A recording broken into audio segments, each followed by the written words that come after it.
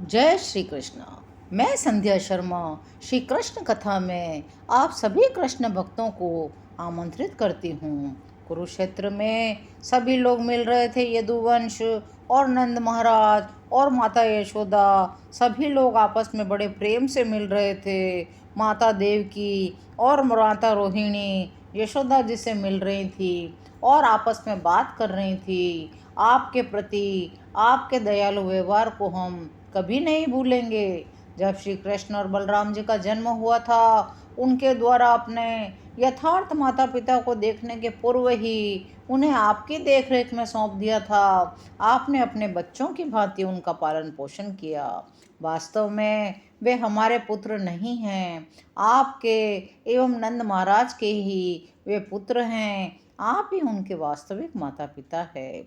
अन्य अत्यंत महान व्यक्ति भी अपने पुत्रों एवं दूसरों के पुत्रों में भेद नहीं करते। आप एवं नंद महाराज से बढ़कर अन्य कोई व्यक्ति महान नहीं हो सकता। जहाँ तक वृंदावन की गोपियों का संबंध है, उनके जीवन के तो आरंभ से ही श्री कृष्ण से अलग कुछ भी नहीं था। वे श्री कृष्ण से इतने अधिक वर्षों तक अलग रही थी।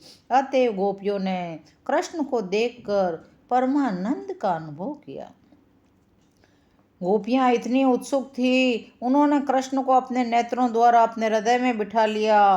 परम संतुष्टि तक वे उनका मन ही मन आलिंगन करती रही और श्री कृष्ण भी उनका मन ही मन आलिंगन करके दिव्य परमानंद प्राप्त कर रहे थे। श्री कृष्ण समझ सकते थे, मन ही मन आलिंगन करके गोपियां परमानंद में लीन थी। चूंकि वे सबके हृदय में स्थित अवस्थित हैं, इसलिए उनके उत्तर में वे भी मन ही मन गोपियों का आलिंगन कर रहे थे।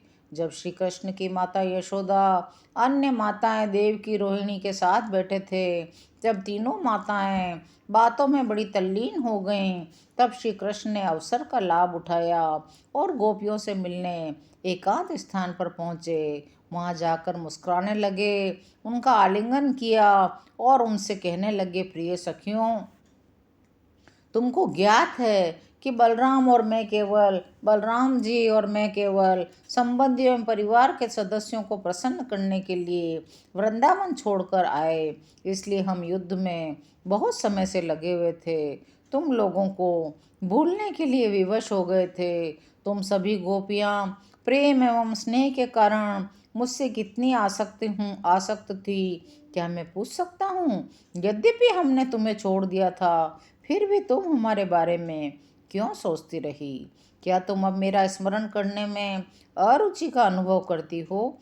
क्या तुम अपने साथ मेरे दुर्व्यवहार को गंभीरता पूर्वक ले रही हो? तब गोपियां बोली, प्रिय श्री कृष्ण, आपकी नाभि से मूल कमल पुष्प उत्पन्न हुआ, जो सृष्टा ब्रह्मा जी का जन्म स्थान है।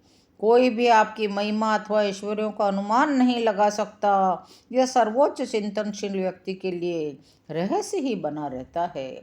प्रिय कृष्ण, हम अपने गृहस्थ कार्यों में सदैव व्यस्त रहती हैं, अतः हमारी आपसे प्रार्थना है कि उदयमान सूर्य के समान आप हमारे हृदय में स्थित रहें।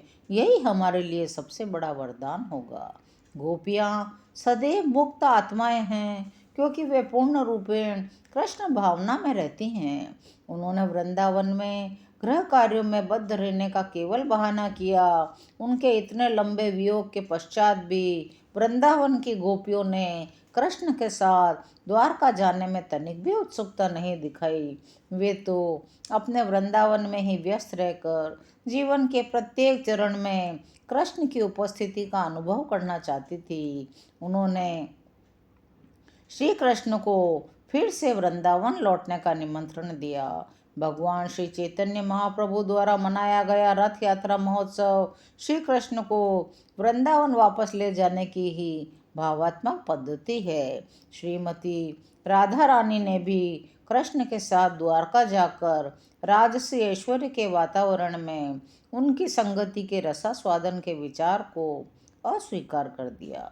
वे तो मूल वृंदावन के वातावरण में ही श्री कृष्ण के साथ का आनंद उठाना चाहती थी। गोपियों से अत्यधिक आसक्त होने के कारण श्री कृष्ण कभी भी वृंदावन छोड़कर नहीं जाते। गोपियाँ तथा वृंदावन के अन्य निवासी कृष्ण भावनामृत में पूर्ण रूप से संतुष्ट रहते हैं। अनेक दर्शनार्थी श्री कृष्ण से मिलने आए थे। महाराज युधिष्ठिर के नेतृत्व में पांडव भी थे। गोपियों के साथ वार्तालाप करने के बाद भगवान श्री कृष्ण महाराज युधिष्ठिर एवं अन्य संबंधियों का स्वागत करने के लिए गए जो उनसे मिलने आए थे। श्री कृष्ण ने महाराज युधिष्ठिर के कुशल क्षेम से पूछा। तब महाराज युधिष्ठिर ने भगवान को संबोधित करते हुए कहा, प्रिय भगवान कृष्ण, कृष्ण भावनामृत में स्थित महान व्यक्ति सदैव आपके चरण कमलों का स्मरण करते हैं। दिव्य आनंद का अमृत पीकर वे पूर्ण रूपेण संतुष्ट हो जाते हैं। यदि व्यक्ति को आपकी महिमाओं का श्रवण करने का सौभाग्य प्राप्त होता है तो उसकी विस्मरणशीलता का अंधकार तत्काल ही नष्ट हो जाता है। हम आपके प्रति पूर्णतया समर्पित हैं। हमारे लिए आपके चरण कमलों के अतिरिक्त अन्य कोई आश्रय नहीं है। इसी प्रकार श्री कृष्ण अन्य अतिथियों से भी मिलते हैं। कुरुवंश और यदुवंश की महिलाएं भी एक दूसरे से मिलती हैं और कृष्ण की दिव्य लीलाओं की चर्चा करती हैं।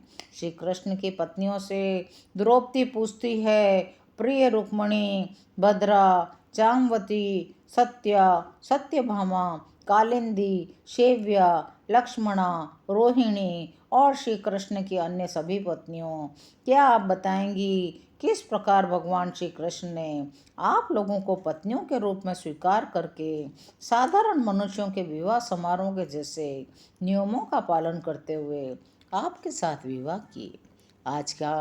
आज की यह कथा यहीं से विराम लेती है। शेष अगले अंकों में।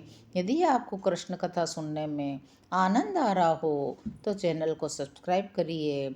कमेंट में जय श्री कृष्ण अवश्य लिखिए। जय श्री कृष्ण।